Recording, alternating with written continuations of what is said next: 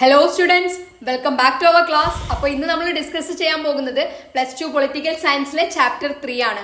അപ്പോൾ second chapter വരെ നമ്മൾ എടുത്തു കഴിഞ്ഞതാണ്. എല്ലാം കവർ ചെയ്തുകൊണ്ട് ഒറ്റ വീഡിയോ ആണ് നമ്മൾ ചെയ്തിട്ടുള്ളത്. ഓരോ പാഠത്തിനും ഒറ്റ വീഡിയോ നിങ്ങൾക്ക് പാർട്ട് ആക്കിയിട്ടല്ല ഇട്ട് തരുന്നത്. അതുകൊണ്ട് തന്നെ നിങ്ങൾക്ക് വളരെ എളുപ്പത്തിൽ കണ്ടു തീർക്കാനും കഴിയും അല്ലെ, എല്ലാ പാഠവും പെട്ടെന്ന് കവർ ചെയ്യാൻ കഴിയും. അപ്പൊ അതാണ് നമ്മൾ അങ്ങനെ ചെയ്യുന്നത്. അതുപോലെ തന്നെ എല്ലാ നോട്ട്സും പ്രൊവൈഡ് ചെയ്യുന്നുണ്ട്. ഇംഗ്ലീഷ് മാത്രമല്ല, മലയാളം കൂടെ നമ്മൾ പ്രൊവൈഡ് ചെയ്യുന്നുണ്ട് അല്ലെ. അപ്പൊ അതുപോലെ തന്നെ ക്ലാസ് എടുക്കുന്നതും നിങ്ങൾക്ക് മനസ്സിലാകുന്ന രീതിക്കാണ്. അപ്പൊ എന്തായാലും നിങ്ങൾ ക്ലാസ് കണ്ടു കഴിഞ്ഞിട്ട് അഭിപ്രായം പറയാൻ മറക്കരുത്. അപ്പൊ കമന്റ് ബോക്സിൽ അതൊന്ന് രേഖപ്പെടുത്തി കഴിഞ്ഞാൽ എനിക്കൊരു സന്തോഷമായിരിക്കും അല്ലെ. അപ്പൊ അതുപോലെ തന്നെ ചാനലിലേക്ക് പുതുതായിട്ടാണ് നിങ്ങൾ വന്നതെങ്കിൽ നമ്മുടെ ചാനൽ സബ്സ്ക്രൈബ് ചെയ്യും കൂടെ ചെയ്യാം കേട്ടോ. അപ്പോൾ എന്തായാലും എക്സാമിന്റെ സമയത്തൊക്കെ നമ്മൾ നല്ല വീഡിയോസ് ഇടുന്നതായിരിക്കും. അപ്പൊ നിങ്ങൾ എന്തായാലും മിസ്സാവാതെ കിട്ടുന്നതിന് വേണ്ടിയിട്ടും അതുപോലെ തന്നെ നിങ്ങൾക്ക് ക്ലാസ്സസ് ഇഷ്ടമാവുന്നുണ്ടെങ്കിൽ എന്തായാലും സബ്സ്ക്രൈബ് ചെയ്യാം. അപ്പൊ അതാണ് പറയാനുള്ളത്. എന്തായാലും നമുക്ക് ചാപ്റ്ററിലേക്ക് കടന്നാലോ. അപ്പൊ നമുക്ക് നോക്കാട്ടോ. ചാപ്റ്ററിന്റെ നെയിം എന്താണ്? പൊളിറ്റിക്സ് ഓഫ് പ്ലാൻഡ് ഡെവലപ്മെന്റ്, ആസൂത്രിത വികസനത്തിന്റെ രാഷ്ട്രീയം. എന്താണ് ഇതുവരെ നമ്മൾ എന്താ പറഞ്ഞത്? ഫസ്റ്റ് ചാപ്റ്ററിൽ നമ്മൾ ചാലഞ്ചസ് പറഞ്ഞു അല്ലെ. ഇൻഡിപെൻഡൻസ് കിട്ടിയതിന് ശേഷം ഒരു ചാലഞ്ച്, 3 ചാലഞ്ചസ് നമ്മൾ ഫേസ് ചെയ്തു അല്ലെ, അത് പറഞ്ഞു. അത് കഴിഞ്ഞിട്ട് സെക്കൻഡ് ചാപ്റ്ററിൽ നമ്മൾ എന്ത് പറഞ്ഞു? ഇറ ഓഫ് വൺ പാർട്ടി ഡോമിനൻസ്, അതായത് ഏക പാർട്ടി മേധാവിത്വ കാലഘട്ടം എന്ന് പറഞ്ഞല്ലോ. അത് എന്തായിരുന്നു? സെക്കൻഡ് ചാലഞ്ച് ആയിരുന്നു. നമ്മൾ എന്തിനെ പറ്റിയിട്ടാ പറഞ്ഞ സെക്കൻഡ് ചാലഞ്ച്? ഡെമോക്രസി എസ്റ്റാബ്ലിഷ് ചെയ്യാൻ അല്ലെ. ഡെമോക്രസി എങ്ങനെ എസ്റ്റാബ്ലിഷ് ചെയ്യും? ഇലക്ഷനിലൂടെ അല്ലെ. ഇലക്ഷൻ നടത്തിയിട്ട് നമ്മൾ എന്ത് ചെയ്യും? ഡെമോക്രസി അല്ലെങ്കിൽ ജനാധിപത്യം ഉറപ്പുവരുത്തും ഇന്ത്യയിൽ. അപ്പൊ അങ്ങനെ ഇലക്ഷൻ നടത്തി കഴിഞ്ഞപ്പോൾ റിസൾട്ട് വന്നപ്പോൾ ആരാ ജയിച്ചേ? 3 ഇലക്ഷനിലും കണ്ടിന്യൂസ് ആയിട്ട് നമ്മൾ കോൺഗ്രസ് ജയിക്കുകയാണ് ഉണ്ടായത്. അപ്പൊ അതാണ് നമ്മൾ എന്ത് പറഞ്ഞ ഏക പാർട്ടി മേധാവിത്വ കാലഘട്ടം. അപ്പൊ മൂന്നാമത്തെ ചാലഞ്ച് ആയിരുന്നു എന്ത്? Ensure welfare and development to the people. ജനങ്ങൾക്ക് എന്താണ്? ക്ഷേമവും വികസനവും ഉറപ്പുവരുത്തും. അതായിരുന്നു. അപ്പൊ അതാണ് മൂന്നാമത്തെ പാഠം നമ്മൾ നോക്കാൻ പോകുന്നത്. അപ്പൊ എങ്ങനെയാണ് ഇന്ത്യയിൽ ജനങ്ങൾക്ക് വേണ്ടിയിട്ട് ക്ഷേമവും വികസനവും ഒക്കെ ഉറപ്പുവരുത്തി എന്നുള്ളത് നമുക്ക് നോക്കാം. അപ്പൊ അതാണ് ഈ പാഠഭാഗത്തിൽ പറയാനുള്ളത് കേട്ടോ. അപ്പൊ നോക്കാം. ഐഡിയാസ് ഓഫ് ഡെവലപ്മെന്റ് എന്താണ്? The third challenge faced by India was to ensure welfare and development of the society. India നേരിടുന്ന മൂന്നാമത്തെ വെല്ലുവിളി എന്തായിരുന്നു? സമൂഹത്തിന്റെ ക്ഷേമവും വികസനവും ഉറപ്പുവരുത്തുക എന്നതായിരുന്നു അല്ലെ. നമ്മൾ പറഞ്ഞു കഴിഞ്ഞതാണല്ലേ. അപ്പൊ നോക്കാം. There are 2 models followed by world countries to attain welfare and development. അതായത് ക്ഷേമവും വികസനവും കൈവരിക്കുന്നതിന് വേണ്ടിയിട്ട് ലോകരാജ്യങ്ങൾ പിന്തുടരുന്ന 2 മാതൃകകൾ അന്ന് ഉണ്ടായിരുന്നു. ഏതൊക്കെയായിരുന്നു ആ 2 മാതൃക? അതായത് ഇന്ത്യ സ്വാതന്ത്ര്യം കിട്ടിയ സമയത്ത് നമ്മളെ ലോകരാജ്യങ്ങളെല്ലാം പിന്തുടർന്നിരുന്ന ഒരു 2 മാതൃകകൾ, അതാണ് നമ്മൾ നോക്കാൻ പോകുന്നത് കേട്ടോ. ലിബറൽ ക്യാപിറ്റലിസ്റ്റ് മോഡൽ, അതായത് USA-യും വെസ്റ്റേൺ UK-യും ഫോളോ ചെയ്യുന്നത്. USA അമേരിക്ക അറിയാലോ. പാശ്ചാത്യ ബ്രിട്ടനും ഫോളോ ചെയ്തിരുന്നതായിരുന്നു എന്ത്? Liberal capitalist model. അതായത് എന്താണ്? It give importance to individual and feudals. അത് വ്യക്തികൾക്കും ഫ്യൂഡലുകൾക്കും പ്രാധാന്യം നൽകുന്നതായിരുന്നു എന്ത്? ഈ ലിബറൽ ക്യാപിറ്റലിസ്റ്റ് മോഡൽ എന്ന് പറയുന്നത്. അതായത് ഫ്യൂഡൽ വ്യവസ്ഥകൾക്കും അതുപോലെ തന്നെ വ്യക്തികൾക്കും മുതലാളിത്താണ് ഇവിടെ പറയുന്നത് കേട്ടോ. അപ്പോ the government had only limited role, അതായത് സർക്കാരിന് പരിമിതമായ പങ്ക് മാത്രമേ ഏത് മോഡലിൽ ഉണ്ടായിരുന്നുള്ളൂ? നമ്മുടെ ലിബറൽ ക്യാപിറ്റലിസ്റ്റ് മോഡലില്. അത് സ്വകാര്യവൽക്കരണമാണ്. അതായത് വ്യക്തികൾക്ക് പ്രാധാന്യം കൊടുക്കുക. വ്യക്തി സ്വാതന്ത്ര്യം എന്ന് പറഞ്ഞല്ലോ, ഇൻഡിവിജ്വൽ ഫ്രീഡത്തിനൊക്കെ പ്രാധാന്യം കൊടുക്കുന്നതാണ് എന്ത്? Liberal capitalist model. അപ്പൊ നമുക്ക് അടുത്തത് എന്താ നോക്കാം. സോഷ്യലിസ്റ്റ് മോഡൽ ആര് ഫോളോ ചെയ്തതെന്നാ? നമ്മുടെ USSR. It gave importance to public sector and the government had a complete control over the economy. അതായത് ഇത് പൊതുമേഖലയ്ക്ക് പ്രാധാന്യം നൽകി. അതുപോലെ തന്നെ എന്താണ്? സമ്പദ് വ്യവസ്ഥയുടെ മേൽ സർക്കാരിന് പൂർണ്ണമായ നിയന്ത്രണം ഉണ്ടായിരുന്നു. ഒന്നാമത്തെ എന്താ? സർക്കാരിന് നിയന്ത്രണമില്ല. രണ്ടാമത്തെ നമ്മളെ സോഷ്യലിസ്റ്റ് മോഡൽ എന്താ? സർക്കാരിന് പൂർണ്ണമായ നിയന്ത്രണം ഉണ്ടായിരുന്നു. അപ്പൊ ഇതാണ് 2 മോഡൽസ് അന്ന് നിലനിന്നിരുന്നത്. അപ്പൊ ഇന്ത്യ ഏത് സ്വീകരിച്ചു എന്ന് നമുക്ക് നോക്കാട്ടോ. അപ്പൊ for development, India adopted mixed economy model which combines both ideas of socialism and capitalism. അതായത് വികസനത്തിനായി സോഷ്യലിസത്തിന്റെയും മുതലാളിത്തത്തിന്റെയും ആശയങ്ങൾ സംയോജിപ്പിക്കുന്ന മിശ്ര സമ്പദ് വ്യവസ്ഥ ഇന്ത്യ സ്വീകരിച്ചു. അതായത് അപ്പൊ ഇന്ത്യ ഏതാ സ്വീകരിച്ചേ? മിക്സ്ഡ് എക്കണോമി, മിശ്ര സമ്പദ് വ്യവസ്ഥ. ഓർത്ത് വെക്കാട്ടോ. അപ്പോ this gave importance to both public and private sector. ഇത് പൊതുമേഖലയ്ക്കും സ്വകാര്യ മേഖലയ്ക്കും പ്രാധാന്യം നൽകി. ഇത് രണ്ടും ഒരുപോലെ എന്താണ്? രണ്ടിനും പ്രാധാന്യം നൽകുന്നതായിരുന്നു എന്ത്? നമ്മുടെ മിക്സഡ് എക്കണോമി മോഡൽ എന്നുള്ളത്. മിശ്ര സമ്പദ് വ്യവസ്ഥ. ക്ലിയർ അല്ലേ? ഇതുവരെ ക്ലിയർ അല്ലേ? ഒന്നുമില്ല, നമ്മൾ 2 മോഡൽ പറഞ്ഞു. ഇന്ത്യ സ്വീകരിച്ചത് ഏതാന്നും പറഞ്ഞു. അപ്പൊ നമുക്ക് അടുത്തത് നോക്കാട്ടോ. ആസൂത്രണം അല്ലെങ്കിൽ പ്ലാനിങ്, അതെന്താ സംഭവം നോക്കാം. അപ്പോ India was the first Asian country who conducted economic planning. അതായത് സാമ്പത്തിക ആസൂത്രണം, പ്ലാനിങ് നടത്തിയ ആദ്യ ഏഷ്യൻ രാജ്യം ആരാണ്? ഇന്ത്യയാണ് കേട്ടോ. അപ്പോൾ sir M Visvesvaraya is the first Indian two point out the necessary of planning in his book planned economy for India. അതായത് ആസൂത്രണത്തിന്റെ ആവശ്യകതയെക്കുറിച്ച് തന്റെ ഇന്ത്യക്ക് വേണ്ടി ആസൂത്രണ സമ്പദ് വ്യവസ്ഥ എന്ന പുസ്തകത്തിൽ ചൂണ്ടിക്കാണിച്ചത് ആദ്യത്തെ ഇന്ത്യക്കാരനാണ് ആര്? സർ എം വിശ്വേശ്വരയ്യ എന്ന് പറയുന്ന ആള് കേട്ടോ. അപ്പൊ ആളാണ് എന്ത് പറഞ്ഞത്? ആസൂത്രണം അല്ലെങ്കിൽ പ്ലാനിങ് വേണം. എന്തിനു വേണ്ടിയിട്ട്? ഇന്ത്യൻ എക്കണോമിക്ക് വേണ്ടിയിട്ട് പ്ലാനിങ് നടത്തണം എന്ന് പറഞ്ഞ ആളാണ് ആര്? Sir M Visvesvaraya. ക്ലിയർ അല്ലേ? അപ്പൊ അടുത്ത് നോക്കാം. After these mini plans came into the central government like Bombay plan, Gandhian plan, people's plan etcetera, and it included how to conduct economic planning in India. അതായത് ഇതിന് ശേഷം എന്ത് വന്നു? ബോംബെ പദ്ധതി, ഗാന്ധിയൻ പദ്ധതി, ജനകീയ പദ്ധതി തുടങ്ങിയ നിരവധി പദ്ധതികൾ കേന്ദ്ര സർക്കാരിൽ വന്നു. അതിൽ ഇന്ത്യയിൽ സാമ്പത്തിക ആസൂത്രണം എങ്ങനെ നടത്താം എന്നതും ഉൾപ്പെടുത്തിയിരുന്നു. അപ്പൊ ആരാണ് ഇതൊക്കെ സബ്മിറ്റ് ചെയ്തതെന്നൊക്കെ നമുക്ക് നോക്കാം കേട്ടോ. അപ്പൊ എന്താണ്? സർ എം വിശ്വേശ്വരയ്യ പറഞ്ഞു ഇന്ത്യയിൽ പ്ലാനിങ് വേണം എന്ന് പറഞ്ഞു. അപ്പൊ ഈ പ്ലാനിങ് വേണം എന്ന് പറഞ്ഞപ്പോ എന്താണ്? കുറെ കൂട്ടം അല്ലെങ്കിൽ സംഘടനകൾ എന്താണ് ഗവൺമെന്റിന് മുന്നിൽ ഒരു പ്ലാന് സമർപ്പിക്കാൻ തുടങ്ങി. അതാണ് പറയുന്നത്. അപ്പൊ ആദ്യത്തെ നമുക്ക് നോക്കാം, ബോംബെ പ്ലാൻ.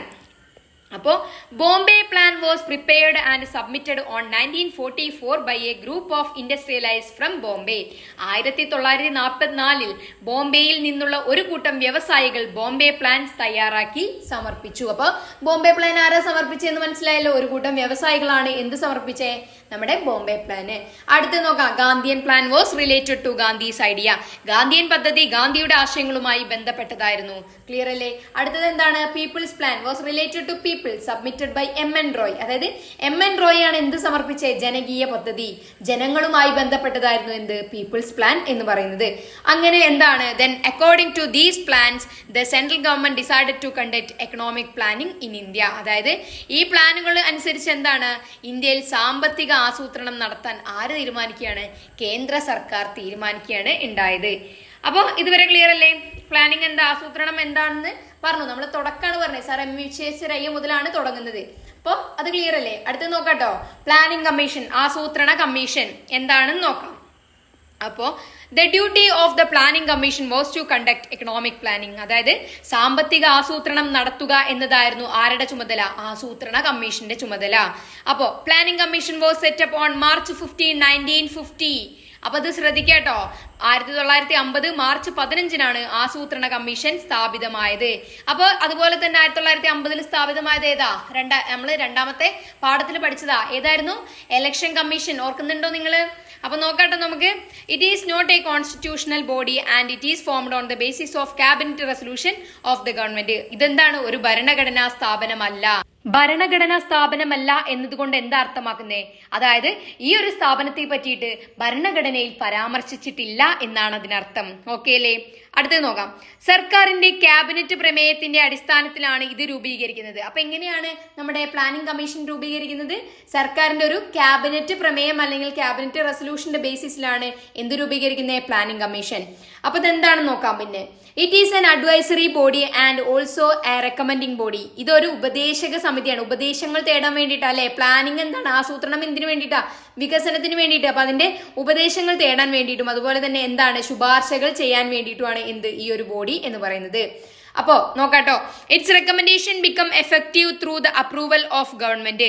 അതായത് സർക്കാരിന്റെ അംഗീകാരത്തിലൂടെയാണ് ഇതിന്റെ ശുപാർശകൾ അല്ലെങ്കിൽ റെക്കമെൻഡേഷൻ എന്താവുന്നത്? പ്രാബല്യത്തിൽ വരുന്നത്. ക്ലിയർ അല്ലേ? സർക്കാർ എന്ത് ചെയ്യണം? ഇതിനെ എന്ത് ചെയ്യണം? അംഗീകരിക്കണം. എന്നാലാണ് എന്താവുള്ളൂ? ഈ ഒരു ശുപാർശകൾ അല്ലെങ്കിൽ റെക്കമെൻഡേഷൻ ഒക്കെ എന്താണ്? പ്രാവർത്തികമാവുകയുള്ളൂ. ക്ലിയർ അല്ലേ ഇത്? ഓക്കെ, അപ്പൊ നമുക്ക് അടുത്ത് നോക്കാം. Prime minister is the chairman of planning commission. ആസൂത്രണ കമ്മീഷന്റെ അധ്യക്ഷനാണ് പ്രധാനമന്ത്രി. ഇവിടെ നിങ്ങൾ ശ്രദ്ധിക്കുക. അപ്പോൾ പ്ലാനിംഗ് കമ്മീഷന്റെ ചെയർമാൻ നോട്ട് ചെയ്ത് വെക്കുക. ആരാണ്? നമ്മുടെ പ്രൈം മിനിസ്റ്റർ ആയിരിക്കും. അപ്പൊ ആദ്യത്തെ നമ്മുടെ പ്ലാനിംഗ് കമ്മീഷന്റെ ചെയർമാൻ ആരാ? ജവഹർലാൽ നെഹ്റു. കാരണം നമ്മളെ ആദ്യത്തെ പ്രൈം മിനിസ്റ്റർ ആരായിരുന്നു? ജവഹർലാൽ നെഹ്റു. ക്ലിയർ അല്ലേ? അപ്പോ the planning commission is now known as NITI Aayog. ആസൂത്രണ കമ്മീഷൻ ഇപ്പോൾ ഏത് പേരിൽ അറിയപ്പെടുന്നത്? നീതി ആയോഗ് എന്നാണ് ഈ പേരിലേക്ക് മാറിയെന്ന് നോക്കാട്ടോ. In 2015 January 1st it has changed into the new name NITI Aayog. അതായത് 2015 ജനുവരി 1 അത് നീതി ആയോഗ് എന്ന പേരിലേക്ക് മാറി. ക്ലിയർ അല്ലേ? അപ്പൊ അടുത്ത് നോക്കാം. It's governing body includes leaders of 28 States and 8 union territories. അതായത് ഇവിടെ എന്താ പറയുന്നേ, 28 സംസ്ഥാനങ്ങളിലെയും 8 കേന്ദ്ര ഭരണ പ്രദേശങ്ങളിലെയും നേതാക്കന്മാർ അടങ്ങുന്നതാണ് ഇതിന്റെ ഭരണസമിതി എന്ന് പറയുന്നത്. അതായത് ഇന്ത്യയിലെ എല്ലാ സ്റ്റേറ്റിൽ നിന്നും എല്ലാ കേന്ദ്ര ഭരണ പ്രദേശങ്ങളിൽ നിന്നുള്ള ആരാണ് നേതാക്കന്മാർ ഉൾപ്പെടുന്നതാണ് ഇതിന്റെ ഗവേണിംഗ് ബോഡി അല്ലെങ്കിൽ ഭരണസമിതി എന്ന് പറയുന്നത് കേട്ടോ. ക്ലിയർ അല്ലേ ഇത്രയും പറഞ്ഞത്? അപ്പൊ ഇവിടെ ഇത്രയുള്ള നമ്മൾ പ്ലാനിംഗ് കമ്മീഷനെ പറ്റിയിട്ട് പറയുന്നത് കേട്ടോ. അപ്പൊ നമുക്ക് അടുത്തത് നോക്കാം. ഫങ്ഷൻസ് ഓഫ് പ്ലാനിംഗ് കമ്മീഷൻ, ആസൂത്രണ കമ്മീഷന്റെ പ്രവർത്തനങ്ങൾ നോക്കാം നമുക്ക് കേട്ടോ. അപ്പൊ 3 പ്രവർത്തനമാണ് മെയിൻ ആയിട്ട് നമുക്ക് പറയാനുള്ളത്. ആദ്യത്തെ നിങ്ങൾ ശ്രദ്ധിക്കുക. All the citizens, both men and women, have equal right to adequate means of livelihood. അതായത് ഒന്നാമത്തെ കാര്യം എന്താ, ഒന്നാമത്തെ ആസൂത്രണം ചെയ്യുമ്പോൾ ഉള്ള ഒന്നാമത്തെ ശ്രദ്ധിക്കേണ്ട കാര്യമാണ് എല്ലാ പൗരന്മാർക്കും, അതായത് സ്ത്രീകൾക്കും പുരുഷന്മാർക്കും മതിയായ ഉപജീവന മാർഗങ്ങൾ ലഭിക്കുന്നതിന് തുല്യ അവകാശം ഉണ്ട്. അതാണ് ഒന്നാമത്തെ കാര്യം. രണ്ടാമത്തത് എന്താ, the ownership and control of material resources of the country should be equally distributed for the promotion of common good. അതായത് രാജ്യത്തിന്റെ ഭൗതിക വിഭവങ്ങളും ഉടമസ്ഥതയും നിയന്ത്രണവും പൊതു നന്മയുടെ ഉന്നമനത്തിനായി തുല്യമായി വിതരണം ചെയ്യണം. അതായത് ഇത് എന്താണ്, ഒരാളുടെ കയ്യിൽ മാത്രം ആവരുത്, പണക്കാരുടെ കയ്യിൽ അല്ലെങ്കിൽ റിച്ച് ആയിട്ടുള്ള പീപ്പിൾസിന്റെ കയ്യിൽ മാത്രം ആവരുത്. ഇത് എല്ലാവർക്കും എന്താണ് ഒരുപോലെ കിട്ടണം. നമ്മുടെ പൊതുവിഭവങ്ങളായിട്ടുള്ള ഇപ്പൊ എന്താ, നമുക്ക് ജലമൊക്കെ, നദി അല്ലേ, അതൊക്കെ എന്താണ് നമുക്ക് പൊതുവിഭവം എന്ന് പറയാം കേട്ടോ. അടുത്തത് നോക്കാം.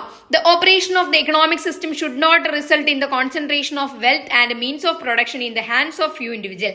ഇവിടെ എന്താ പറയുന്നത്, സാമ്പത്തിക വ്യവസ്ഥ, അതായത് നമ്മളെ എക്കണോമിക് സിസ്റ്റം, സാമ്പത്തിക വ്യവസ്ഥയുടെ പ്രവർത്തനം കുറച്ചു വ്യക്തികളുടെ കൈകളിൽ സമ്പത്തിന്റെയും ഉൽപാദനോപാധികളുടെയും കേന്ദ്രീകരണത്തിന് കാരണമാകരുത് എന്നാണ് പറയുന്നത്. അപ്പോൾ കുറച്ച് ആൾക്കാരുടെ കയ്യിൽ മാത്രം ഇതൊന്നും നിൽക്കരുത്. അപ്പൊ അതെന്ത് ചെയ്യും, അത് അവരുടെ നന്മയ്ക്ക് അല്ലെങ്കിൽ നേട്ടങ്ങൾക്ക് വേണ്ടിയിട്ട് ഉപയോഗിക്കും. അപ്പൊ അതൊക്കെ എന്താണ്, മറ്റ് ജനങ്ങൾക്ക് ദോഷം ചെയ്യുന്നതാണ്. അപ്പൊ ഈ 3 കാര്യങ്ങളാണ് ആസൂത്രണ കമ്മീഷന്റെ പ്രവർത്തനങ്ങൾ എന്ന് പറയുന്നത് കേട്ടോ. അപ്പൊ നമുക്ക് അടുത്ത് നോക്കാം. ആദ്യകാല തുടക്കങ്ങൾ, ഏർലി ഇനീഷ്യേറ്റീവ്സ് നോക്കാം. അപ്പോൾ planning commission decided to conduct economic planning through 5-year plan. അതായത് പ്ലാനിംഗ് കമ്മീഷൻ വന്നിട്ട് ആദ്യകാലങ്ങളിൽ ചെയ്ത കുറച്ച് കാര്യങ്ങളാണ് പറയുന്നത്. ഇത് ഇമ്പോർട്ടന്റ് ആണ്. അപ്പോൾ പഞ്ചവത്സര പദ്ധതിയിലൂടെയാണ് സാമ്പത്തിക ആസൂത്രണം നടത്താൻ ആസൂത്രണ കമ്മീഷൻ തീരുമാനിച്ചത്. അപ്പൊ ക്ലിയർ അല്ലേ? പഞ്ചവത്സര പദ്ധതി 5 വർഷം. ഓക്കെ അല്ലേ? അതെന്താ നമുക്ക് നോക്കട്ടോ. Government prepares a document including all income and expenditure for next 5 year is called 5-year plan. പഞ്ചവത്സര പദ്ധതി എന്ന് പറഞ്ഞാൽ എന്താ, അടുത്ത 5 വർഷത്തേക്കുള്ള വരവ് ചിലവ് എല്ലാം ഉൾപ്പെടുത്തി സർക്കാർ ഒരു രേഖ തയ്യാറാക്കുന്നതിനെ പഞ്ചവത്സര പദ്ധതി എന്ന് വിളിക്കുന്നു. ക്ലിയർ അല്ലേ? അതായത് 5 വർഷത്തിന് ഗവൺമെന്റ് ചെയ്യാൻ പോകുന്ന കാര്യങ്ങൾ, എക്കണോമിക് റിലേറ്റഡ് ആയിട്ടുള്ള നമ്മളെ പൈസ ഉപയോഗിച്ചുകൊണ്ട് ചെലവഴിക്കുന്നതും അതുപോലെ തന്നെ ഇങ്ങോട്ട് ഇൻകം വരുന്നതും എല്ലാം, അങ്ങനെയുള്ള എല്ലാ മണി റിലേറ്റഡ് കാര്യങ്ങളും ഉൾക്കൊള്ളിക്കുന്ന ഒരു രേഖയാണ് അല്ലെങ്കിൽ സ്റ്റേറ്റ്മെന്റ് ആണ് നമ്മുടെ 5-year പ്ലാൻ അല്ലെങ്കിൽ പഞ്ചവത്സര പദ്ധതി എന്ന് പറയുന്നത്. ക്ലിയർ അല്ലേ? അപ്പൊ ഗവൺമെന്റ് എവിടെയാണ് ഈ ഒരു രേഖ അവതരിപ്പിക്കുന്നത്? ബഡ്ജറ്റിലൂടെയാണല്ലേ. ഗവൺമെന്റിന്റെ ബഡ്ജറ്റ് എന്നാണ് നമ്മൾ പറയാം. അപ്പൊ നമുക്ക് നോക്കാട്ടോ. The government divided budget into 2. സർക്കാർ ബഡ്ജറ്റിനെ എന്താണ് 2ആയി വിഭജിച്ചു. ഏതൊക്കെയാണ്? Plan budget, non plan budget. അതായത് പദ്ധതി ബഡ്ജറ്റും പദ്ധതിയേതര ബഡ്ജറ്റും. ക്ലിയർ അല്ലേ? അപ്പൊ നമുക്ക് പ്ലാൻ ബഡ്ജറ്റ് എന്താ നോക്കാം. Plan budget contain amount to be spend on 5-year basis according to the priorities of the plan. അതായത് പദ്ധതി ബഡ്ജറ്റിൽ പദ്ധതിയുടെ മുൻഗണനകൾ അനുസരിച്ച് 5 വർഷത്തെ അടിസ്ഥാനത്തിൽ ചെലവഴിക്കേണ്ട തുക അടങ്ങിയിരിക്കുന്നു. അതായത് നമ്മൾ എന്താണ് അതായത് ഇപ്പൊ ഒരു ഫ്ലഡ് വരിക, പ്രളയം വരിക, നമുക്ക് മുൻകൂട്ടിട്ടൊന്നും പറയാൻ പറ്റില്ല അല്ലെ. അപ്പൊ മുൻഗണന അനുസരിച്ച് ചെയ്യുന്ന, അപ്പൊ അത് ആദ്യം ചെയ്യേണ്ട കാര്യമാണ്, ഗവൺമെന്റ് ആദ്യം പരിഹരിക്കേണ്ട കാര്യം, അത് ഏർലി ആയിട്ട് ചെയ്യേണ്ട കാര്യം, ഫസ്റ്റ് ഇമീഡിയറ്റ് ആയിട്ട് ചെയ്യേണ്ട കാര്യമാണത്. അപ്പോൾ അതൊക്കെ എന്താണ് മുൻഗണന അനുസരിച്ച് ചെയ്യേണ്ട പദ്ധതിയിൽ ഉൾപ്പെടുന്നതാണ്, പ്ലാൻ ബഡ്ജറ്റിൽ വരുന്നതാണ്. നോൺ പ്ലാൻ ബഡ്ജറ്റ് എന്താ? Contains expenses on annual routine items of the government like salaries of government employees, pensions etcetera. അതായത് സർക്കാർ ജീവനക്കാരുടെ ശമ്പളം, പെൻഷൻ തുടങ്ങിയ സർക്കാരിന്റെ വാർഷിക ദിനചര്യ ഇനങ്ങളുടെ ചെലവുകൾ പദ്ധതിയേതര ബഡ്ജറ്റിൽ അടങ്ങിയിരിക്കുന്നു. അതായത് ഗവൺമെന്റ് ഇതെന്താണ്, ഈ പെൻഷനും സാലറിയും ഒക്കെ എന്താണ് ഗവൺമെന്റ് എല്ലാ വർഷവും ചെയ്യേണ്ട കാര്യങ്ങൾ. ആനുവൽ റുട്ടീൻ ആണ് അല്ലെ, ഗവൺമെന്റ് ഒരു റുട്ടീൻ ആണത്, ദിനചര്യയിൽ പെടുന്നതാണ്. അപ്പൊ അതെന്താണ് നോൺ പ്ലാൻ ബഡ്ജറ്റ്. നമുക്ക് പ്ലാൻ ചെയ്യേണ്ട കാര്യമില്ല ഇല്ലല്ലോ. അപ്പൊ അതങ്ങനെ മാറ്റി വെക്കാം. പദ്ധതിയേതര ബഡ്ജറ്റ്. പദ്ധതി ബഡ്ജറ്റിലാണ് ഇപ്പൊ ഒരു റോഡിന്റെ വികസനം 5 വർഷം കൊണ്ട് തീർക്കേണ്ട പദ്ധതിയായിരിക്കും. ഒരു എന്താ പറയാ, ആ പ്ലാൻ എന്താണ് അതിൽ പെടുന്നതായിരിക്കും, റോഡോ പാലോ എന്തോ ആവട്ടെ, നമ്മൾ കാണുന്നതല്ല. അപ്പൊ അതൊക്കെ എന്താണ് മുൻഗണന അനുസരിച്ചിട്ട് എന്തിൽ തിരിക്കും, നമ്മളെ പ്ലാൻ ബഡ്ജറ്റ് പദ്ധതി ബഡ്ജറ്റിൽ തരംതിരിക്കും. ക്ലിയർ അല്ലേ അത്? അപ്പൊ ഇത്രയേ ഉള്ളൂ plan budget non plan budget. Clear അല്ലേ? ചോദിക്കാറുണ്ട് കേട്ടോ എക്സാമിന്. അപ്പൊ അടുത്തത് നോക്കാം, ഫസ്റ്റ് 5 ഇയർ പ്ലാന്, അതായത് ഗവൺമെന്റ് ഇംപ്ലിമെന്റ് ചെയ്ത ഒന്നാമത്തെ പഞ്ചവത്സര പദ്ധതിനെ കുറിച്ചിട്ടാണ് നമ്മൾ ആദ്യം പറയുന്നത്. ഇമ്പോർട്ടന്റ് എന്ന് പറഞ്ഞാൽ വെരി വെരി വെരി ഇമ്പോർട്ടന്റ്. അതായത് ഫസ്റ്റ് 5 ഇയർ പ്ലാനും സെക്കൻഡ് 5 ഇയർ പ്ലാനും ഉറപ്പായിട്ടും ഷുവർ ക്വസ്റ്റ്യൻ ആണ്. കമ്പാരിസൺ അല്ലെങ്കിൽ നിങ്ങൾക്ക് ഭാഗ്യം ഉണ്ടെങ്കിൽ ഒറ്റയ്ക്ക് ചോദിക്കും, എങ്കിലും നിങ്ങൾ കമ്പയർ ചെയ്ത് പഠിക്കുക. വളരെ എളുപ്പമാണ്, നമുക്ക് പറയാട്ടോ. അപ്പൊ ഫസ്റ്റ് 5 ഇയർ പ്ലാൻ എന്നാ വന്നത്? 51 to 56 50 പ്ലാനിംഗ് കമ്മീഷൻ വന്നു. അങ്ങനെ എന്ത് കൊണ്ടുവരികയാണ്? നമ്മുടെ 5 ഇയർ പ്ലാന്. അപ്പൊ പഞ്ചവത്സര പദ്ധതിക്ക് തുടക്കം കുറിച്ചു എന്നാണ് 1951 to 56 കേട്ടോ, ഒന്നാം പഞ്ചവത്സര പദ്ധതി. It gave importance to agricultural sector, അത് കാർഷിക മേഖലയ്ക്കാണ് പ്രാധാന്യം നൽകിയത്. ക്ലിയർ അല്ലേ? കാർഷിക മേഖലയ്ക്ക്, അഗ്രികൾച്ചറൽ സെക്ടറിന് കേട്ടോ. അപ്പോ KN Raj, a famous economist, played a prominent role for the formation of first 5 year plan. ഒന്നാം പഞ്ചവത്സര പദ്ധതിയുടെ രൂപീകരണത്തിൽ പ്രശസ്ത സാമ്പത്തിക വിദഗ്ധൻ KN രാജ് ഒരു പ്രധാന പങ്ക് വഹിച്ചു. ക്ലിയർ അല്ലേ? KN രാജാണ് ഫസ്റ്റ് 5 ഇയർ പ്ലാൻ. ഇവിടെ അത് മാത്രം നിങ്ങൾ ആലോചിച്ച് നോക്കുക, KN രാജ്. അതുപോലെ തന്നെ ഫസ്റ്റ് പോയിന്റ് എന്താ? ഗേവ് ഇമ്പോർട്ടൻസ് ടു എന്തിനാ? അഗ്രികൾച്ചറൽ സെക്ടർ, കാർഷിക മേഖലയ്ക്ക് പ്രാധാന്യം നൽകി KN രാജ്. രണ്ടാമത്തെ പോയിന്റ്. മൂന്നാമത്തെ പോയിന്റ് എന്താ? ദേ ഫോക്കസ് ഓൺ സ്ലോ ചേഞ്ചസ്, അവർ എന്താണ്? പതുക്കെയുള്ള മാറ്റങ്ങളിലാണ് ശ്രദ്ധ കേന്ദ്രീകരിച്ചിരുന്നത്. അതായത് പെട്ടെന്നുള്ള മാറ്റമല്ല, പതുക്കെയുള്ള മാറ്റങ്ങൾ, സ്ലോ ചേഞ്ചസ് ആണ് കേട്ടോ. അടുത്തത് നോക്കാം. The government started different projects like construction of dam to ensure irrigation facility, different types of hydroelectric projects. അതായത് ഒന്നാം പഞ്ചവത്സര പദ്ധതിയിൽ ഗവൺമെന്റിന്റെ പദ്ധതികൾ ഏതൊക്കെയായിരുന്നു നോക്കാം. അണക്കെട്ടുകളുടെ നിർമ്മാണം, ജലസേചന സൗകര്യങ്ങൾ ഉറപ്പാക്കൽ, വിവിധ തരം ജലവൈദ്യുത പദ്ധതികൾ തുടങ്ങിയ വിവിധ പദ്ധതികൾ സർക്കാർ ആരംഭിച്ചു. അതിൽ ഫേമസ് ആയിട്ടുള്ള 2 പദ്ധതി ഏതെന്ന് നോക്കാം. Hirakud and Bhakra Nangal project was the prominent among them. ഹിരാക്കുണ്ടും ബക്രാനങ്കൽ പദ്ധതിയും അവയിൽ പ്രധാനമായിരുന്നു. അത് ഓർത്തു വെക്കുക കേട്ടോ. അപ്പോ the government also focused on land reforms, സർക്കാർ ഭൂപരിഷ്കരണത്തിലും ശ്രദ്ധ കേന്ദ്രീകരിച്ചിരുന്നു. അപ്പൊ അതും കൂടെ ഒന്ന് നിങ്ങൾ നോട്ട് ചെയ്ത് വെക്കുക. ലാൻഡ് റിഫോംസ് ഫസ്റ്റ് 5 ഇയർ പ്ലാനിലാണ് വന്നിട്ടുള്ളത് കേട്ടോ. അപ്പൊ ഇത്രയുള്ളൂ എന്ത്? ഒന്നാം പഞ്ചവത്സര പദ്ധതി. ക്ലിയർ അല്ലേ? വളരെ ചെറിയ പോയിന്റ് ഉള്ളൂ. അപ്പൊ നിങ്ങളത് ഇതിൽ കാണുമ്പോൾ നിങ്ങൾക്ക് കുറച്ച് വലുതായിട്ടൊക്കെ തോന്നും, പക്ഷെ നിങ്ങൾ എഴുതി കഴിഞ്ഞതൊക്കെ ചെറിയ പോയിന്റ് ആണ് കേട്ടോ. അപ്പൊ നമുക്ക് സെക്കൻഡ് 5 ഇയർ പ്ലാൻ നോക്കാം. രണ്ടാം പഞ്ചവത്സര പദ്ധതി എന്താ? എന്ന് മുതലാണ് 1956 ടു എന്നാ 61 ആണ് കേട്ടോ. അപ്പോ it gave importance to industrial sector, especially heavy industries. മറ്റേത് എന്തിനായിരുന്നു? അഗ്രികൾച്ചറൽ സെക്ടർ ആണെങ്കിൽ ഇതെന്താ? ഇൻഡസ്ട്രിയൽ സെക്ടറാ. എന്താണ്? വ്യാവസായിക മേഖലയ്ക്ക്, പ്രത്യേകിച്ച് ഘനവ്യവസായത്തിന് പ്രാധാന്യം നൽകി. ഹെവി ഇൻഡസ്ട്രിക്കാണ് പ്രാധാന്യം നൽകിയത്. ഓക്കെ അല്ലേ?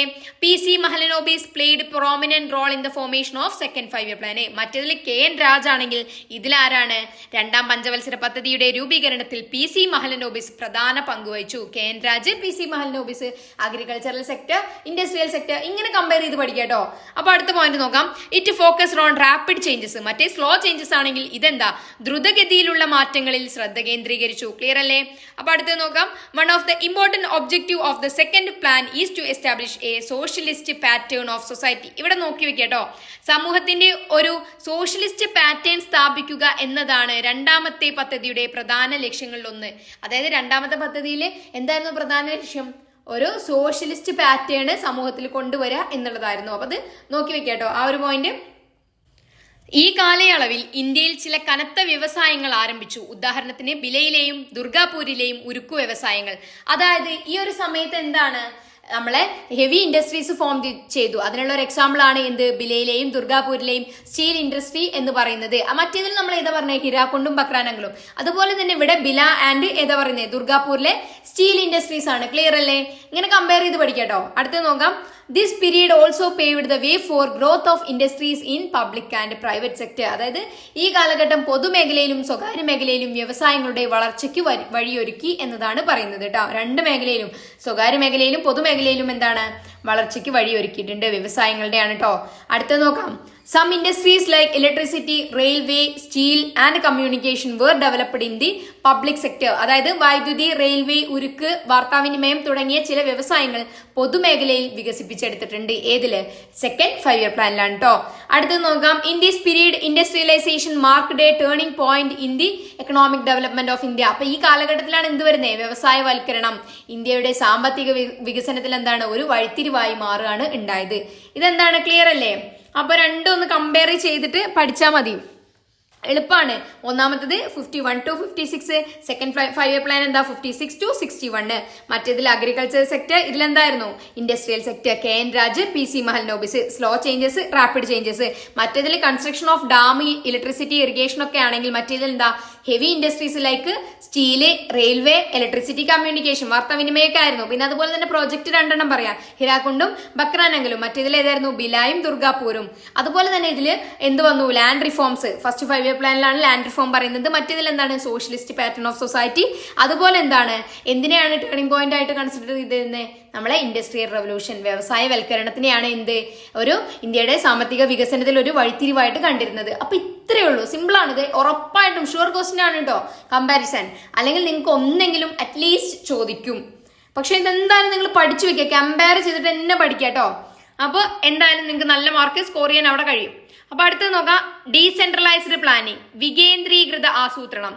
Planning should be decentralised, not centralised. അതായത് ആസൂത്രണം കേന്ദ്രീകൃതമാകരുത്, പിന്നെ എന്താവണം വികേന്ദ്രീകൃതമാകണം.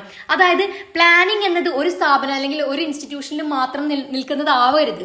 അതെങ്ങനെയാവണം, എല്ലാവർക്കും അതിനുള്ള അവകാശമുണ്ട്. അങ്ങനെയായിരിക്കണം എന്ത് പ്ലാനിങ്. അതായത് ഒരാൾ മാത്രം എല്ലാം പ്ലാൻ ചെയ്താൽ എന്താണ് അത് ചിലപ്പോൾ വർക്കൗട്ട് ആവാതിരിക്കും അല്ലെ. അപ്പൊ എല്ലാ ആൾക്കാരും ഇൻക്ലൂഡ് ആവുന്നതായിരിക്കണം ആസൂത്രണം എന്നുള്ളത്. അപ്പൊ നമുക്ക് നോക്കാം. Kerala was the Indian state which was implemented first decentralized planning and thus it is otherwise called Kerala model of development. അതായത് വികേന്ദ്രീകൃത ആസൂത്രണം ആദ്യമായി നടപ്പിലാക്കിയ ഇന്ത്യൻ സംസ്ഥാനമാണ് കേരളം. അതിനാൽ അതിനെ കേരള മോഡൽ വികസനം എന്ന് വിളിക്കുന്നു. അപ്പൊ അതായത് ഡീസെൻട്രലൈസ്ഡ് പ്ലാനിംഗ് ഫസ്റ്റ് ഇന്ത്യയിൽ നടപ്പിലാക്കിയത് ആരാണ്? കേരളമാണ് കേട്ടോ. അപ്പൊ അടുത്തത് നോക്കാം. Through this, Kerala gave importance to education, land reforms, health, food distribution and poverty alleviation. ഇതിലൂടെ എന്താണ് കേരളം വിദ്യാഭ്യാസം, ഭൂപരിഷ്കരണം, ആരോഗ്യം, ഭക്ഷ്യവിതരണം, ദാരിദ്ര്യ നിർമ്മാർജ്ജനം എന്നിവയ്ക്കാണ് പ്രാധാന്യം നൽകിയിരുന്നത്. അങ്ങനെ ഇത് നടപ്പിലാക്കിയപ്പോൾ എന്ത് സംഭവിച്ചെന്ന് നമുക്ക് നോക്കാം. അപ്പോൾ after the implementation Kerala achieved total literacy, long life expectancy, low birth rate, high medical care etcetera and through this Kerala ensured people's plan. ഇവിടെ എന്താ പറയുന്നത്, നടപ്പാക്കിയതിനു ശേഷം കേരളം എന്താണ് സമ്പൂർണ്ണ സാക്ഷരത, ലിറ്ററസി എന്താണ് കൂടി, പിന്നെ എന്തുണ്ടായ ദീർഘായുസ്, കുറഞ്ഞ ജനന നിരക്ക്, ഉയർന്ന വൈദ്യസഹായം തുടങ്ങിയവ കൈവരിക്കുകയും ഇതിലൂടെ കേരളം ജനകീയ പദ്ധതി ഉറപ്പാക്കുകയും ചെയ്തു. അപ്പൊ ഇവിടെ ഇത്രേ പറയാനുള്ളൂ കേട്ടോ. അപ്പൊ ജസ്റ്റ് അത് നോക്കുക. അടുത്തതിലേക്ക് നമുക്ക് പോവാം. ലാൻഡ് റിഫോംസ് ഇമ്പോർട്ടന്റ് ആണ്, ഭൂപരിഷ്കരണം കേട്ടോ. Land reform was first implemented by first 5 year plan. നമ്മൾ പറഞ്ഞതാണല്ലേ. അപ്പോൾ ആദ്യ പഞ്ചവത്സര പദ്ധതിയിലൂടെയാണ് എന്ത് നടപ്പിലാക്കിയത്, ഭൂപരിഷ്കരണം നടപ്പിലാക്കിയത്. The land reforms was implemented by government is through 4 step. അതായത് 4 ഘട്ടങ്ങളിലൂടെയാണ് സർക്കാർ ഭൂപരിഷ്കരണം നടപ്പിലാക്കിയത്. അപ്പൊ ഈ ഒരു 4 കാര്യം ഇമ്പോർട്ടന്റ് ആണ്, നിങ്ങൾ പഠിച്ചു വെക്കുക കേട്ടോ. എക്സാമിന് ചോദിക്കാറുണ്ട്. ഒന്നാമത്തെ കാര്യമാണ് എന്ത്, അബോളിഷൻ ഓഫ് സെമീന്ദാരി സിസ്റ്റം. സെമീന്ദാരി സമ്പ്രദായം എന്താണ്, അവസാനിപ്പിക്കൽ. അപ്പൊ നമുക്ക് നോക്കാം. From several years India has been following the സെമീന്ദാരി system. അതായത് വർഷങ്ങളായി ഇന്ത്യ എന്താണ് പിന്തുടർന്നിരുന്നത്, സെമീന്ദാരി സമ്പ്രദായമാണ്. അങ്ങനെ പറഞ്ഞാൽ എന്താ, it means all agricultural land are completely controlled by some landlords. എല്ലാ കൃഷിഭൂമിയും ചില ഭൂവുടമകളുടെ നിയന്ത്രണത്തിലായിരിക്കും. അപ്പൊ ഗവൺമെന്റ് എന്താണ് ഇതിനെതിരെ കൊണ്ടുവന്നേ നോക്കാം. Government abolished the zemindari system and released land and distributed to all classes. സർക്കാർ ഈ ജമീന്ദാരി സമ്പ്രദായം നിർത്തലാക്കുകയും പിന്നെ എന്തുണ്ടായി, ഭൂമി വിട്ടു നൽകുകയും എല്ലാ വിഭാഗങ്ങൾക്കും വിതരണം ചെയ്യുകയും ചെയ്തു. അതായത് ഇപ്പൊ കൃഷി ചെയ്യുന്നവരുടെ ഭൂമി ആയിരിക്കില്ല, അതിലായിരിക്കില്ല അവർ ചെയ്യുന്നുണ്ടാവുക, അതിനെന്താണ് വേറെ ഉടമസ്ഥൻ ഉണ്ടാവും. അതാണ് എന്ത് ജമീന്ദാർ എന്ന് പറയുന്നത്. ജമീന്ദാരി സിസ്റ്റം അതായിരുന്നു കേട്ടോ. അപ്പൊ അതാ എന്താണ് ഗവൺമെന്റ് നിർത്തലാക്കുകയും ഭൂമി വിതരണം ചെയ്യുകയും ചെയ്തു. ക്ലിയർ അല്ലേ? ഒന്നാമത്തെ കാര്യം അതായിരുന്നു ലാൻഡ് റിഫോമിൽ കേട്ടോ. രണ്ടാമത്തെ കാര്യമാണ് കൺസോളിഡേഷൻ ഓഫ് അഗ്രികൾച്ചറൽ ലാൻഡ്, കൃഷിഭൂമിയുടെ ഏകീകരണം. എന്താന്ന് നമുക്ക് നോക്കാം. The second step was consolidation of land, which means attempts were made to bring small pieces of land together and to improve agriculture. ഇവിടെ എന്താ പറയുന്നേ, തുണ്ടുഭൂമികളെ സംയോജിപ്പിച്ച് വിസ്തൃതമായ കൃഷിയിടങ്ങൾ ഉണ്ടാക്കി കൃഷിയും മെച്ചപ്പെടുത്താനുള്ള ശ്രമങ്ങൾ നടന്നു. അതായത് ഇങ്ങനെ മുറിഞ്ഞു തുണ്ടമായി കിടക്കുന്ന ഭൂമികൾ എന്താണ് ഒരുമിച്ച് കൂട്ടി അതിൽ കൃഷി തുടങ്ങി വലിയ രീതിക്ക് എന്താണ് കൃഷി മെച്ചപ്പെടുത്താൻ ആര് നോക്കുകയാണ്. അതായിരുന്നു രണ്ടാമത്തെ സ്റ്റെപ്പ് സർക്കാരിന്റെ ശ്രമത്തിൽ കേട്ടോ. അപ്പൊ ഇത് ക്ലിയർ അല്ലേ? കൺസോളിഡേഷൻ ഓഫ് അഗ്രികൾച്ചറൽ ലാൻഡ്, അതായത് കൃഷിഭൂമിയുടെ ഏകീകരണം. അപ്പോൾ അടുത്തത് നോക്കാം നമുക്ക് മൂന്നാമത്തേത് കേട്ടോ. സീലിംഗ് ഓൺ ലാൻഡ്, ഭൂപരിധി നിർണയം എന്താണെന്ന് നോക്കാം. Laws were enacted by the government putting on upper limits or ceiling on agricultural land which a person could own. എന്താ ഇവിടെ പറയുന്നത്? ഒരു വ്യക്തിക്ക് കൈവശം വെക്കാവുന്ന കാർഷിക ഭൂമിയുടെ ഉയർന്ന പരിധി നിർണ്ണയം. അതായത് പണ്ട് കാലത്ത് എന്താണ്, ഭൂമികൾ കൈവശം വെച്ചിരുന്ന ആൾക്കാർ കുറച്ചേ ഉണ്ടായിരുന്നുള്ളൂ. ആ കുറച്ച് ആൾക്കാരുടെ കയ്യിൽ എന്തുണ്ടാവും, ആ ഒരു പ്രദേശത്തെ മുഴുവനും ഭൂമി അവരുടെ കയ്യിലായിരിക്കും. ബാക്കിയുള്ളവർക്ക് എന്താണ്, ഭൂമി ഇല്ല. അങ്ങനെയായിരുന്നു. അപ്പൊ അതെന്താണ് ഗവൺമെന്റ് നിർത്തലാക്കാൻ വേണ്ടിയിട്ട് ഗവൺമെന്റ് എന്ത് നിർണ്ണയിക്കുകയാണ്, ഒരാൾക്ക് ഇത്ര ഭൂമിയെ കൈവശം വെക്കാൻ പാടുള്ളൂ എന്ന്. അപ്പൊ ബാക്കി എന്താണ്, അത് അവർ വിട്ടു നൽകണം. അങ്ങനെയായിരുന്നു. അപ്പൊ അതാണ് എന്ത്, സീലിംഗ് ഓൺ ലാൻഡ്, ഭൂപരിധി നിർണ്ണയം. ഗവൺമെന്റ് എന്ത് തീരുമാനിച്ചു, ഒരാൾക്ക് കൈവശം വെക്കാനുള്ള ഭൂമിയുടെ പരിധി നിർണ്ണയിക്കുകയാണ്, ലിമിറ്റ് നിർണ്ണയിക്കുകയാണ് ചെയ്തത്. മൂന്നാമത്തെ ഘട്ടം അതായിരുന്നു. അപ്പൊ നമുക്ക് നാലാമത്തെ നോക്കാം. പ്രൊട്ടക്ഷൻ ഓഫ് ടെനൻസ്, കുടിയായ്മ സംരക്ഷണം. എന്താ ഇവിടെ പറയുന്നത്? Tenants who were working in others land were given legal security against offences. അതായത് അന്യരുടെ ഭൂമിയിൽ പണിയെടുക്കുന്ന കുടിയാന്മാർക്ക് എന്താണ്, നിയമലംഘനത്തിനെതിരെ നിയമപരമായ സുരക്ഷ നൽകാൻ ആര് നോക്കി? ഗവൺമെന്റ് നോക്കി. അപ്പൊ ഇത്രയും 4 ലാൻഡ് റിഫോംസ് ആണ്, 4 ഘട്ടങ്ങളിലൂടെയാണ് നടത്തിയത്. ഈ 4 പോയിന്റ് ക്ലിയർ അല്ലേ? വളരെ സിമ്പിൾ ആണ് കേട്ടോ. അപ്പൊ നമുക്ക് അടുത്തതിലേക്ക് പോയാലോ. ഫുഡ് ക്രൈസിസ് അല്ലെങ്കിൽ ഭക്ഷ്യ പ്രതിസന്ധി എന്താന്ന് നമുക്ക് നോക്കാം. Independent India faced many crisis in the agricultural sector. അതായത് സ്വതന്ത്ര ഇന്ത്യ എന്താണ്, കാർഷിക മേഖലയിൽ നിരവധി പ്രതിസന്ധികൾ നേരിട്ടു. എന്തുകൊണ്ടാന്നൊക്കെ നമുക്ക് നോക്കാം കേട്ടോ. അപ്പോ in the 1960s the agricultural condition of the country became extremely poor. അതായത് 1960കളിൽ എന്താണ്, രാജ്യത്തെ കാർഷികാവസ്ഥ അങ്ങേയറ്റം മോശമായി. അപ്പൊ അതിനുള്ള കാരണമാണ് പറയുന്നത്. Reasons for food crisis in 1960s. അതായത് 1960-ലെ ഭക്ഷ്യ പ്രതിസന്ധിയുടെ കാരണം. ഒന്നാമത്തെ കാരണമാണ് എന്ത്, climate change was not favour to agriculture. അതായത് കാലാവസ്ഥ വ്യതിയാനം, കാലാവസ്ഥ ഇങ്ങനെ മാറി മാറി വരുന്നത് എന്താണ്, കൃഷിക്ക് അനുകൂലമായിരുന്നില്ല. ഒന്നാമത്തെ കാരണം അതാ. അപ്പൊ കൃഷി എന്താണ്, കാലാവസ്ഥ പെട്ടെന്ന് മാറുമ്പോൾ കൃഷി നശിക്കുന്ന ഒരു സംഭവമൊക്കെ ഉണ്ടാവുകയാണ്. അപ്പൊ ഒന്നാമത്തെ കാരണം അതായിരുന്നു. രണ്ടാമത്തത് എന്താ, between 1965-1967 severe drought occurred in India. അതായത് 1965-67 കാലഘട്ടത്തിൽ ഇന്ത്യയിൽ കടുത്ത വരൾച്ചയുണ്ടായി. വരൾച്ച ഉണ്ടാവുമ്പോൾ എന്തുണ്ടാവുക, കൃഷികൾ നശിക്കും അല്ലേ, നമുക്കറിയാലോ. അപ്പൊ രണ്ടാമത്തെ കാരണം അതായിരുന്നു, ഭക്ഷ്യപ്രതിസന്ധിയുടെ രണ്ടാമത്തെ കാരണം. മൂന്നാമത്തെ കാരണം എന്താ, 2 വാർ, 2 യുദ്ധങ്ങൾ ഉണ്ടായി ആ സമയത്താണ്. ഇന്ത്യ ചൈന വാറും ഇന്തോ പാക് വാറും. ഇന്ത്യ 2 രാജ്യങ്ങളായിട്ട് യുദ്ധം നേരിട്ടു. അപ്പൊ അതെന്താണ്, ചെലവ് വർദ്ധിപ്പിക്കും അല്ലെ, മിലിറ്ററി എക്സ്പെൻസസ് കൂടും അല്ലെ. അപ്പൊ അതാണ് മൂന്നാമത്തെ കാരണം കേട്ടോ. അപ്പൊ നമുക്ക് നോക്കാം. At that time, government gave importance to military expenses, not for food production. അതായത് അന്നത്തെ സർക്കാർ സൈനിക ചെലവിനാണ് പ്രാധാന്യം നൽകിയത്, ഭക്ഷ്യ ഉൽപാദനത്തിനല്ല. അപ്പൊ ഈ വാറൊക്കെ വന്നതോട് കൂടിയിട്ട് ഗവൺമെന്റ് എന്തിന് പ്രാധാന്യം കൊടുത്തു, സൈനിക ആവശ്യങ്ങൾക്ക് പ്രാധാന്യം കൊടുക്കുകയും അവിടെ എന്താണ് പൈസ ചെലവഴിക്കുകയും ബാക്കി എന്താണ് ഭക്ഷ്യ ഉൽപാദനത്തിന്റെ മേൽ അത്ര ശ്രദ്ധ കൊടുക്കാതിരിക്കുകയും ചെയ്തു. അപ്പൊ എന്താണ് സ്വാഭാവികമായിട്ട് എന്തുണ്ടാവും, നമ്മള് ഭക്ഷ്യ പ്രതിസന്ധി നേരിടും. അപ്പൊ അതാണ് നേരിട്ടതിനെ പറ്റിയാണ് പറയുന്നത് കേട്ടോ. അപ്പൊ as a result of these India faced the food shortage and famine. ഇതിന്റെ ഫലമായിട്ട് ഇന്ത്യ ഭക്ഷ്യക്ഷാമവും എന്താണ്, പിന്നെ ഫാമിൻ എന്ന് പറഞ്ഞാൽ ക്ഷാമവും നേരിടുകയാണ് ഉണ്ടായത്. It affected more in Bihar. As a result, in 1967, the death rate in Bihar increased 34% than normal rate. ഇവിടെ എന്താ പറയുന്നത്, ഏറ്റവും കൂടുതൽ ഇത് ബാധിച്ചത്, ഫുഡ് ക്രൈസിസ് ഏറ്റവും കൂടുതൽ ബാധിച്ചത് എവിടെയാ, ബീഹാറിലാണ് കേട്ടോ. തൽഫലമായി 1967 ബീഹാറിലെ മരണനിരക്ക് സാധാരണ നിരക്കിനേക്കാൾ 34% വർദ്ധിച്ചു. കാരണം ഭക്ഷണം കിട്ടാതെ എന്താണ്, ആളുകൾ മരിക്കുന്നത് കൂടി എന്നുള്ളതാണ്. അപ്പൊ അടുത്തത് നോക്കാം. India imported many food materials from other countries, mainly from America. India മറ്റ് രാജ്യങ്ങളിൽ നിന്ന്, പ്രധാനമായും അമേരിക്കയിൽ നിന്ന് ധാരാളം ഭക്ഷ്യവസ്തുക്കൾ ഇറക്കുമതി ചെയ്തു. കാരണം ഇന്ത്യയിൽ ഉണ്ടാക്കാൻ പറ്റുന്ന ഒരു കണ്ടീഷൻ ആയിരുന്നില്ല. ഇന്ത്യക്ക് എന്താണ്, പൈസ ഇല്ല. അപ്പൊ എന്ത് ചെയ്തു, ഇമ്പോർട്ട് ചെയ്യാണ് ചെയ്തത്. എവിടുന്ന്, അമേരിക്കയിൽ നിന്ന് ഇമ്പോർട്ട് ചെയ്തു കേട്ടോ. അപ്പൊ അടുത്തത് നോക്കാം. America pressurised Indian government to change economic policy. അപ്പൊ അമേരിക്ക എന്താ പറയാണ്, സാമ്പത്തിക നയങ്ങൾ മാറ്റാൻ അമേരിക്ക ഇന്ത്യൻ സർക്കാരിൽ സമ്മർദ്ദം ചെലുത്തി. അതായത് അമേരിക്ക പറയാണ്, ഇന്ത്യയിൽ എന്താണ് എക്കണോമിക് പോളിസി, സാമ്പത്തികമായിട്ടുള്ള നയങ്ങൾ ശരിയല്ല, അതൊന്ന് മാറ്റിപ്പണിയാൻ പറയാണ്. അങ്ങനെ so planners is decided to achieve food self sufficiency. അതിനാൽ ഭക്ഷ്യ സ്വയം പര്യാപ്തത കൈവരിക്കാൻ പ്ലാനർമാർ എന്താണ് തീരുമാനിക്കുകയാണ് ഉണ്ടായത്. അങ്ങനെ the Indians attempts to overcome the food crisis ultimately led to green revolution. അതായത് ഭക്ഷ്യ പ്രതിസന്ധി മറികടക്കാനുള്ള തീവ്ര ശ്രമങ്ങൾ ആത്യന്തികമായി ഹരിത വിപ്ലവത്തിലേക്ക് നയിച്ചു എന്നാണ് പറയുന്നത്. അപ്പൊ നമുക്കിനി അടുത്ത് നോക്കാനുള്ളത് ഏതാണ്, ഹരിത വിപ്ലവം, ഗ്രീൻ റവല്യൂഷൻ ആണ് കേട്ടോ. ഇപ്പൊ ഫുഡ് ക്രൈസിസ് പറഞ്ഞു കഴിഞ്ഞിട്ട് നമ്മൾ പോകുന്നതാണ് ഹരിത വിപ്ലവം അല്ലെങ്കിൽ ഗ്രീൻ റവല്യൂഷൻ. ഇപ്പൊ എന്താ നോക്കാം. Revolutionary changes in the field of agriculture is known as green revolution. അതായത് കാർഷിക മേഖലയിലെ വിപ്ലവകരമായ മാറ്റങ്ങൾ ഹരിത വിപ്ലവം എന്നാണ് അറിയപ്പെടുന്നത്. വിപ്ലവകരമായ മാറ്റം എന്താണ്? പെട്ടെന്ന് ഉണ്ടാവുന്ന മാറ്റങ്ങളാണ് അല്ലെ. അപ്പോൾ അങ്ങനെയുള്ള മാറ്റങ്ങൾ ഏത് മേഖലയിലാണ്? കാർഷിക മേഖലയിൽ ഉണ്ടായ വിപ്ലവകരമായ മാറ്റമാണ് എന്ത്? ഹരിത വിപ്ലവം എന്ന് അറിയപ്പെടുന്നത്. Doctor M S. Swaminathan was the father of green revolution. ഹരിത വിപ്ലവത്തിന്റെ പിതാവാരാണ്? Doctor M S. സ്വാമിനാഥൻ. അതായത് ഇത് വൺ വേർഡ് ശ്രദ്ധിക്കട്ടോ. അപ്പോൾ India adopted a new agricultural strategies to ensure food self sufficiency. അതായത് എന്തിനു വേണ്ടിയിട്ടാ? ഭക്ഷ്യ സ്വയം കാര്യക്ഷമത ഉറപ്പിക്കാൻ ഇന്ത്യ പുതിയ കാർഷിക തന്ത്രങ്ങൾ സ്വീകരിക്കുകയാണ് ഇതിലൂടെ ഉണ്ടായത്. അപ്പോൾ the government changed its old policy of giving assistance to poor farmers and to agricultural backward areas. Instead, it decided to give more resources to areas having more irrigation facility and wealthy farmers. അതായത് ഈ green revolution എന്ന് പറഞ്ഞാൽ എന്താ?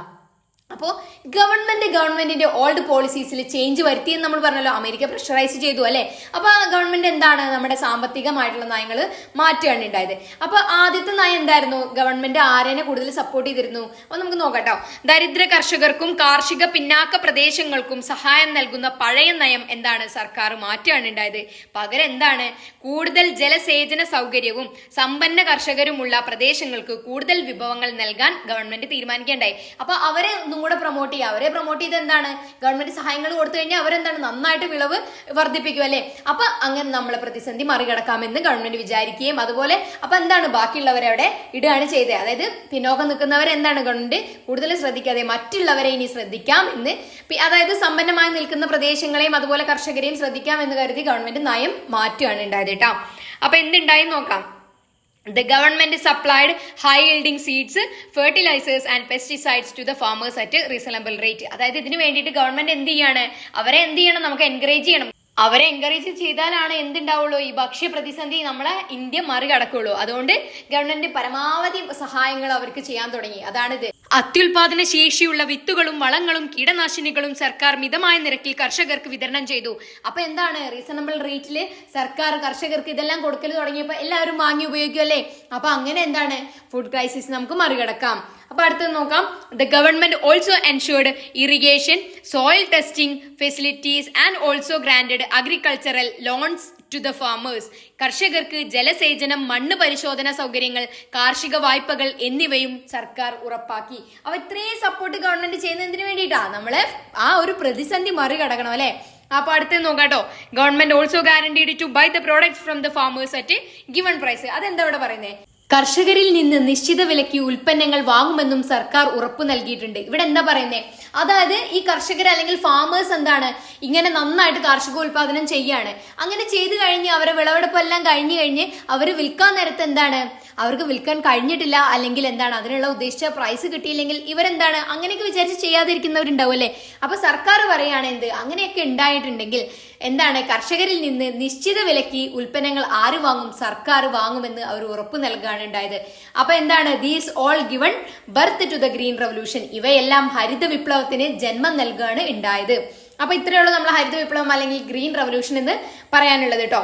അപ്പൊ നമുക്ക് ഇതിന്റെ positive എഫക്ട്സും negative effects എന്താന്ന് നമുക്ക് നോക്കാം കേട്ടോ. ആദ്യം നമുക്ക് പോസിറ്റീവ് എഫക്ട്സ് നോക്കാം.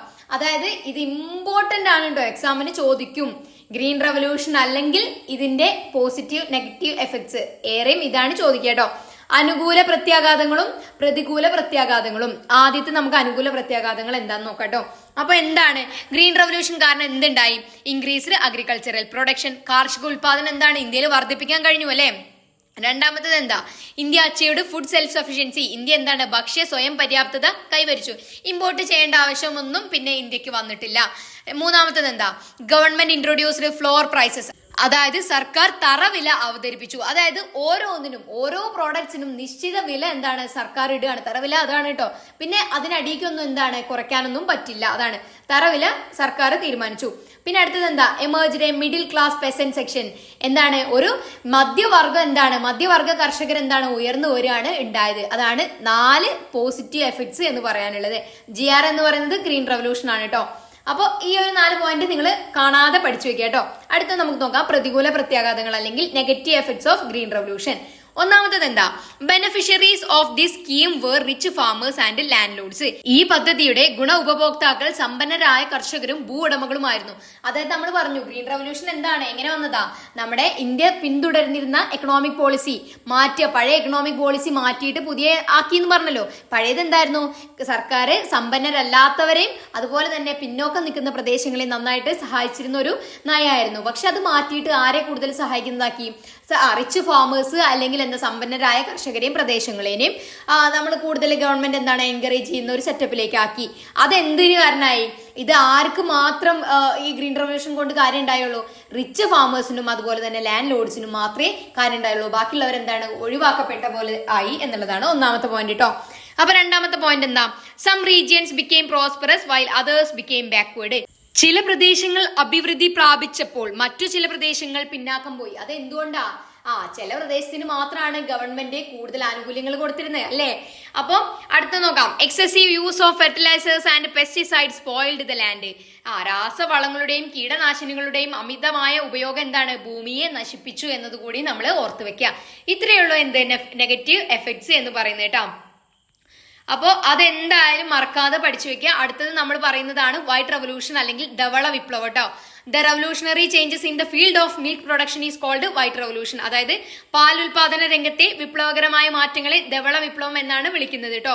അപ്പൊ ആരായിരുന്നു ഇതിന്റെ ഫാദർ? വർഗീസ് കുര്യൻ ആണ് കേട്ടോ. മിൽക്ക് മാൻ ഓഫ് ഇന്ത്യ എന്നാണ് അറിയപ്പെടുന്നത്. വർഗീസ് കുര്യൻ ധവള വിപ്ലവത്തിന്റെ ആരാണ്? പിതാവാണ്. ഇന്ത്യയുടെ പാൽക്കാരൻ എന്നാണ് അറിയപ്പെടുന്നത്. വൺ വേർഡ് ചോദിക്കാൻ സാധ്യതയുണ്ട് കേട്ടോ. അപ്പോൾ white revolution was created by Amul products. ധവള വിപ്ലവം സൃഷ്ടിച്ചത് ആരാണ്? അമുൽ ഉൽപ്പന്നങ്ങളാണ് കേട്ടോ. Through this movement Amul pattern became the best model for achieving rural development and poverty alleviation. എന്താ ഇവിടെ പറയുന്നത്? ഈ പ്രസ്ഥാനത്തിലൂടെ അമുൽ പാറ്റേൺ ഗ്രാമീണ വികസനത്തിനും ദാരിദ്ര്യ നിർമ്മാർജ്ജനത്തിനും ഏറ്റവും മികച്ച മാതൃകയായിട്ട് മാറാണ് ഉണ്ടായത്. അപ്പോൾ അതെന്താ നമുക്ക് നോക്കാട്ടോ. In 1970 operation flood initiated a rural development program. 1970 എന്താണ് ഓപ്പറേഷൻ ഫ്ലഡ്? ഒരു ഗ്രാമവികസന പരിപാടിക്ക് തുടക്കം കുറിച്ചു. ഓപ്പറേഷൻ ഫ്ലഡ് എന്ന് പറയുന്നത് ഈ ഒരു എന്താ പറയാ വൈറ്റ് റവല്യൂഷന്റെ കാരണം വന്നതാണ് കേട്ടോ. അപ്പോൾ the objective were to increase milk production, eliminate middlemen and establish closer relationship between producer and consumer and ensure a steady income to producers throughout the year. അപ്പോൾ എന്തായിരുന്നു ഇതിന്റെ ലക്ഷ്യങ്ങൾ എന്ന് നമുക്ക് നോക്കാം. പാൽ ഉൽപാദനം വർദ്ധിപ്പിക്കുക ഒന്നാമത്തെ ലക്ഷ്യം. പാൽ ഉൽപാദനം വർദ്ധിപ്പിക്കലായിരുന്നു ഒന്നാമത്തെ ലക്ഷ്യം. അടുത്തത് എന്താ? മധ്യവർത്തികളെ ഒഴിവാക്കി ഉൽപാദകനും ഉപഭോക്താവും തമ്മിൽ അടുത്ത ബന്ധം സ്ഥാപിക്കുക. അതായത് മിഡിൽ മെന്നിനെ ഒഴിവാക്കുക എന്നുള്ളത്. വർഷത്തിലുടനീളം കൃത്യമായ ഒരു വരുമാനം ഉൽപാദകർക്ക് ഉറപ്പുവരുത്തുക എന്നിവയായിരുന്നു ആരുടെ ലക്ഷ്യം? ഓപ്പറേഷൻ ഫ്ലഡിന്റെ ലക്ഷ്യം എന്നുള്ളത് കേട്ടോ. അത് ചോദിക്കാറുണ്ട്, ഒന്ന് ജസ്റ്റ് പഠിച്ചു വെക്കാം കേട്ടോ. വൈറ്റ് റവല്യൂഷനേക്കാളും കൂടുതൽ നമ്മളെ ക്വസ്റ്റ്യൻ പേപ്പറിൽ കണ്ടിട്ടുള്ളത് ഗ്രീൻ റവല്യൂഷൻ ആണ്. അപ്പൊ നമ്മൾ എന്തായാലും ഇമ്പോർട്ടന്റ് ക്വസ്റ്റ്യൻസിന്റെ കാര്യങ്ങളെല്ലാം എക്സാം അടുക്കുന്നതോട് കൂടിയിട്ട് അപ്ഡേറ്റ് ചെയ്യുന്നതാണ്. അപ്പൊ നിങ്ങൾ എന്തായാലും ചാനൽ സബ്സ്ക്രൈബ് ചെയ്യുക, അതാണ് മെയിൻ ആയിട്ടുള്ള കാര്യം. എന്നാലാണ് നമ്മൾ നോട്ടിഫിക്കേഷനും കാര്യങ്ങളൊക്കെ നിങ്ങൾക്ക് ലഭിക്കുകയുള്ളൂ. അപ്പൊ എന്റെ സ്റ്റുഡൻസ് എപ്പോഴും നന്നായിട്ട് മാർക്ക് സ്കോർ ചെയ്യണം എന്ന് തന്നെയാണ് എന്റെ ആഗ്രഹം. അത് എനിക്ക് അറിയണം. നിങ്ങളെ റിസൾട്ട് എല്ലാം വന്നിട്ട് അതിന് വേണ്ടിയിട്ട് തന്നെയാണ് ഞാനും വെയിറ്റ് ചെയ്യുന്നത് കേട്ടോ. അപ്പോൾ നമുക്ക് അടുത്ത് നോക്കിയാലോ. ലേറ്റർ ഡെവലപ്മെന്റ്, അതായത് പിൽക്കാല സംഭവ വികാസങ്ങൾ കേട്ടോ. After the death of Nehru, Indira Gandhi became the prime minister of India. നെഹ്റുവിന്റെ മരണശേഷം ഇന്ദിരാഗാന്ധി ഇന്ത്യയുടെ പ്രധാനമന്ത്രിയായി. അപ്പൊ ഇന്ദിരാഗാന്ധി വന്നിട്ടുള്ള ഡെവലപ്മെന്റ് എന്തൊക്കെയാന്ന് നമുക്ക് നോക്കാം. Indira Gandhi decided to strengthen the role of state in controlling and directing the economy. അതായത് സമ്പദ് വ്യവസ്ഥയെ നിയന്ത്രിക്കുന്നതിലും നയിക്കുന്നതിലും ഭരണകൂടത്തിന്റെ പങ്ക് ശക്തിപ്പെടുത്താൻ ഇന്ദിരാഗാന്ധി തീരുമാനിക്കുകയാണ്. ഭരണകൂടം ഗവൺമെന്റ് എന്ത് ചെയ്യണം? കുറച്ചും കൂടെ സമ്പദ് വ്യവസ്ഥയെ കൺട്രോൾ ചെയ്യണമെന്ന് ഇന്ദിരാഗാന്ധി തീരുമാനിക്കുകയാണ്. അങ്ങനെ എന്താണ്? The government imposed certain restriction on private enterprises. അതായത് സ്വകാര്യ സംരംഭങ്ങൾക്ക് എന്താണ്? സർക്കാർ ചില നിയന്ത്രണങ്ങൾ ഏർപ്പെടുത്തുകയാണ് ഉണ്ടായത്. അങ്ങനെ 14 പ്രൈവറ്റ് ബാങ്ക് വേർ നാഷണലൈസ്ഡ്. അതായത് 14 പ്രൈവറ്റ് ബാങ്ക്സ് were nationalized. അല്ലെങ്കിൽ 14 സ്വകാര്യ ബാങ്കുകൾ എന്താണ്? ദേശസാൽക്കരിച്ചു. ആര്? ഇന്ദിരാഗാന്ധി കേട്ടോ. But during the period between 1950 and 80s, the growth of Indian economy was very low. പക്ഷെ ഇങ്ങനെ എല്ലാം ചെയ്തിട്ട് എന്തുണ്ടായേ? ഈ കാലഘട്ടത്തിൽ ഇന്ത്യയുടെ സമ്പദ് വ്യവസ്ഥയുടെ വളർച്ച വളരെ കുറവായിരുന്നു. അങ്ങനെ എന്താണ്? From 1918 onwards, government began to minimize states intervention in Indian economy. അങ്ങനെ എന്താണ്? ഗവൺമെന്റ് ഇടപെട്ടിട്ടും വലിയ മാറ്റമൊന്നും ഇന്ത്യയുടെ എക്കണോമിയിൽ വരുന്നില്ല എന്ന് കണ്ടതുകൊണ്ട് 1980 മുതൽ ഇന്ത്യൻ സമ്പദ് വ്യവസ്ഥയിൽ സംസ്ഥാനങ്ങളുടെ ഇടപെടൽ പരമാവധി കുറയ്ക്കാൻ സർക്കാർ തുടങ്ങി. അങ്ങനെ എന്താണ്? The government began to pursue a development strategy emphasising programmes of liberalisation, privatisation and globalisation. അങ്ങനെ ഉദാരവൽക്കരണം, സ്വകാര്യവൽക്കരണം, ആഗോളവൽക്കരണം എന്നീ പരിപാടികൾക്ക് ഊന്നൽ നൽകുന്ന ഒരു വികസന തന്ത്രം ഗവൺമെന്റിന് പിന്തുടരാൻ തുടങ്ങി. അങ്ങനെ ഗവൺമെന്റ് അത് പിന്തുടരാൻ തുടങ്ങിയപ്പോൾ എന്താണ് മാറ്റങ്ങൾ വരാൻ തുടങ്ങി കേട്ടാ. Through these new economic policies, it ensured high economic growth in India. ഈ പുതിയ സാമ്പത്തിക നയത്തിലൂടെ ഇന്ത്യ എന്താണ് ഉയർന്ന സാമ്പത്തിക വളർച്ച ഉറപ്പാക്കുകയാണ് ഉണ്ടായത്. അതായത് LPG ലിബറലൈസേഷൻ, പ്രൈവറ്റൈസേഷൻ, ഗ്ലോബലൈസേഷൻ എന്നാ വന്നത് 1991 കേട്ടോ, മറക്കണ്ട. അപ്പൊ അടുത്ത് നോക്കാം.